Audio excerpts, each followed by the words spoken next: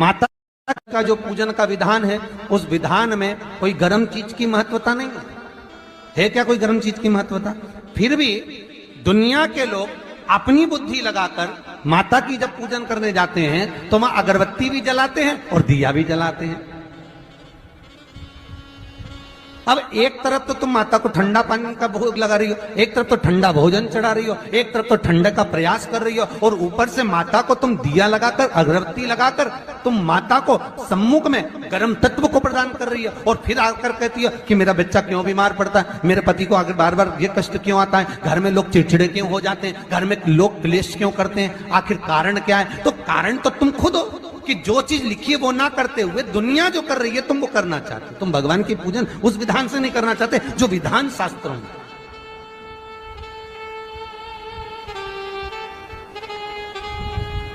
जो शास्त्रार्थ विधान कहता है।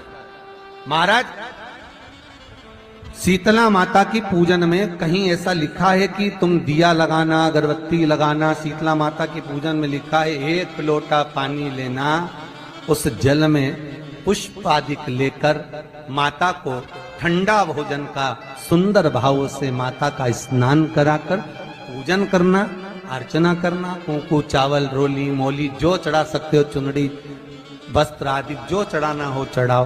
पर यह नहीं लिखा कि तुम दिया भी लगाना कि अगरबत्ती भी लगाना, क्योंकि गर्म तत्व मत चाहिए माता।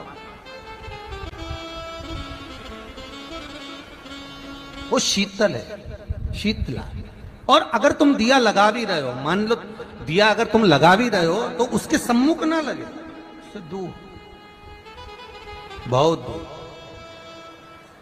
ठंडे समय में, शीतल समय में शीतला माता ने यह नहीं किया कि रोटी बना के उठो और थाली लेके लाइन में लग जाओ।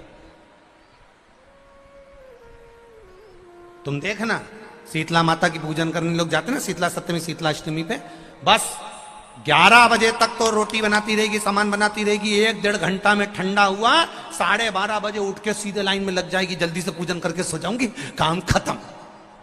शीतला माता ने भी सोच लिया, बस तूने मुझे बेवकूफ बनाया, अब रुक जा तू। 11 बजे तक भोजन बनाया, 10 बजे तक भोजन बनाया, 1 बजे रात को लाइन में लग गई पूजन करने के लिए। 1 बजे रात को न जाने किसने पहला दी कि 1 बजे रात को लग जाओ लाइन में, सुबह तक पूजन करके अपने घर आ जाओ, फिर आराम से आके सो जाओ। अब इतनी जल्दी क्या है भगवान के पूजन की? माँ की पूजन करने जा रहे हो, माता से लाड़ लड़ाने जा रहे हो, अपनी माता से अपने दिल की बात कहने के लिए जा रहे हो, अपने स्नेह की बात कहने के लिए जा रहे हो, तो धीरे धीरे प्रेमवश आनंद से माता की आराधना शीतल समय में, ठंडे समय में। ठंडे समय का मतलब है भीतर से ठंडे होकर, अपने भीतर से ठंडे होकर। अब अपने भीतर तो ठंडा ही है ही नहीं ना, जल्दी जल्दी चलो, और आदि बहुत पतली खुशी है, और ये कितना बड़ा कपड़ा थाली पे ढाक ढुका के लाइन में खड़ी है शीतला माता। शीतला माता, या हाथ में लोटा या हाथ में थाली, और इतनी देर में पड़ोसन निकल के बाजू में से जा रही थी और लोटा थोड़ा सा ढुल गया। अब यहां शीतला माता की पूजन करनी आई और ये हो गई चंद्र घंटा, लोटा जरा सा ही पानी का झलका, देख के नहीं चल सकती। ठंडा भोजन हाथ में, लोटा ठंडा पानी का, और अंदर अग्नि। शीतला माता भी कह रही इसको अजान दो पहले, इसको क्या मतलब? भीतर से शीतल होइए, भीतर से ठंडे होइए। चित्त वृत्ति मन जब भीतर से शीतल होगा, ठंडा होगा, तो मेरी शीतला माता, तुमने पूजन करा ना करा, मेरी शीतला माता प्रसन्न हो जाएगी। बस भीषण भूमि पर गिरा, और भूमि पर गिरने के कारण उससे एक वृक्ष उत्पन्न हुआ जो नीम का वृक्ष कहलाता है, नेवाड़ी का वृक्ष कहलाता है। इसलिए साउथ में, दक्षिण में नीम के वृक्ष को स्वयं देवी का प्रतिबिंब माना जाता है। नीम के वृक्ष को स्वयं माता का प्रागट्य उत्सव माना जाता है। नीम के वृक्ष को स्वयं देवी का भाव वर्णित किया जाता है। और बहुत सुंदर बात है महाराज जी, जिसके शरीर में माता निकल गई हो, दाने दाने पड़ गए हो पूरे शरीर में, बुखार भी बहुत तेज आ रहा हो और पूरे शरीर में माता जी निकल गई हो, एक लोटा पानी जिसके शरीर में माता जी निकली है उसके पास में रख दो और वो पानी उठाकर नीम के पेड़ में उस व्यक्ति के ऊपर से 7 बार उतार के नीम के पेड़ में डाल दो। 3 दिन के अंदर उसकी माता जो शरीर में निकली हुई है, दाने दाने पड़े हुए हैं, जो बुखार बहुत तेज आ रहा है, उसमें धीरे धीरे आराम मिलना प्रारंभ हो जाता है। यहां तक शास्त्र कहता है कि किसी व्यक्ति को अचानक बहुत तेज बीमार आ गया, बहुत तेज बुखार आ गया, या एकदम, हम तो यहां तक कहेंगे कि ये वायरस चल रहा है, महामारी चल रही है और कंठ में भी आपको अगर जलन पड़ रही है, कंठ रुक रहा है, बुखार बहुत तेज आ रहा है, शरीर में ताप है, डॉक्टर को दिखाओ मना नहीं है, सब कुछ करो मना नहीं है, पर 1 लोटा पानी अपने ऊपर से उतार कर 21 बार नीम के पेड़ में ले जाकर नाम गोत्र बोलकर डाल दीजिए और नीम के पेड़ के नीचे की मिट्टी को अपने कंठ पर लगा लीजिए। 20 से 25 मिनट बाद आपको आराम लगना प्रारंभ हो जाएगा। ये उमा देवी है।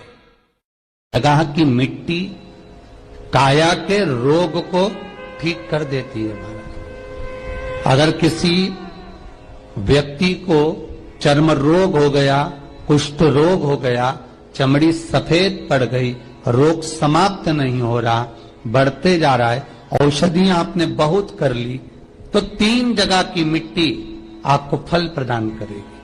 पहला, सूर्य कुंड की मिट्टी। स्कंद पुराण सूर्य कुंड कहां पर है? तो कहा दतिया और झांसी के बीच में सूर्य कुंड निवास करता है। उस सूर्य कुंड की मिट्टी को लाकर जिस व्यक्ति को कुष्ठ रोग हो गया हो, शरीर की चमड़ी सफेद पड़ गई हो, स्कंद पुराण कहती है सूर्य कुंड की मृदा लगा लेने से 5 से 7 दिन में रोग समाप्त होने लगता है महाराज। पर सूर्य को सर्वाधिक प्रियता क्या?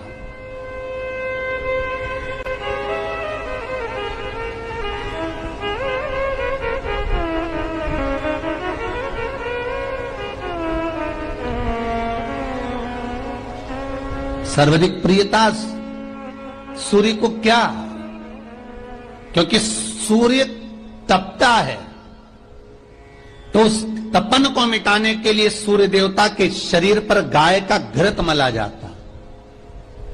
जैसे शनि को तेल लगाया जाता है, सूर्य को घृत मला जाता। इसलिए सूर्य कुंड का एक नियम है कि सूर्य कुंड पर से अगर हम मिट्टी लेकर आते हैं, शरीर पर लगाने के बाद जब शरीर का चर्म रोग समाप्त हो जाए, सफेद चमड़ी अपने वापिस रंग में आ जाए, तब आप जितनी कामना कर कर आते हैं उतना घी उस सूर्य कुंड के पास में डालना पड़ता है।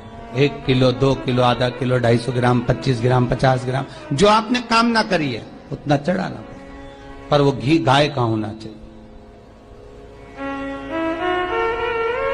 और उस घी का प्रयोग कोई नहीं कर सकता। इसलिए आज भी स्कंद पुराण में तो केवल सूर्य कुंड का वर्णन है, घृत का वर्णन है, पर स्थान आज भी झांसी और दतिया के बीच में जो सूर्य कुंड विराजमान है, आज भी वहां पर कुंड के पास में एक घी का कुआं है जिसमें घी डाला जाता है, पर उस घी का प्रयोग कोई दुनिया का व्यक्ति नहीं कर सकता। जो करता है वो शरीर में फपोले पड़ जाते हैं और बाद में सड़कर मर जाता है।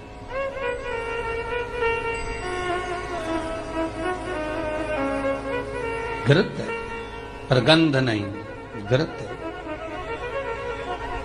3 जगह की मृदा जीव को सुख का अनुभव कराती है। पहला सूर्य कुंड महाराज। दूसरा वर्णन करा है जिस स्थान पर गौ माता को बांधा गया हो और गाय अपने बछड़े को, बछिया को जन्म देती हो, उस स्थान पर उसकी मिट्टी, उसकी मृदा, उस जगह की रज जब मकान का मुहूर्त होता है, दुकान खोली जाती है, दुकान बनाई जाती है, दुकान में कोई अग्नि का प्रवेश हो, उससे पहले जहां पर गाय ने अपने बछड़े को जन्म दिया हो, बच्चे को जन्म दिया हो, उस स्थान की मिट्टी उस भूमि पर लेपन कर दी जाए तो जिंदगी में कभी संपदा की कमी नहीं हो सकती महाराज। ये दूसरी मृदा स्कंद पुराण वर्णन करती है, धेनु मानस वर्णन करती दूसरी मृदा। गीता प्रेस गोरखपुर का गो अंक वर्णन करता है, जहां पर गौ माता बंदी हो, जहां पर गौ माता नित्य स्मरण करती हो और गाय के बच्चों का जन्म होता हो,